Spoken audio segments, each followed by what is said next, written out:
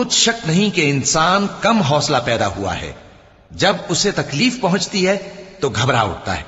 اور جب ملتا ہے اس کو مال تو بخیل بن جاتا ہے۔ مگر نماز ادا کرنے والے جو نماز کا التزام رکھتے اور ہمیشہ پڑھتے ہیں، اور جن کے مال میں حصہ مقرر ہے، یعنی مانگنے والے کا اور نہ مانگنے والے کا، اور جو روز جزا کو سچ سمجھتے ہیں، اور جو اپنے پروردگار کے عذاب سے خوف رکھتے ہیں، بے شک ان کے پروردگار کا عذاب ہے ہی ایسا کہ اس سے بے خوف نہ ہوا جائے۔ اور جو اپنی شرمگاہوں کی حفاظت کرتے ہیں مگر اپنی بیویوں یا باندیوں سے کہ ان کے پاس جانے میں انہیں کچھ ملامت نہیں،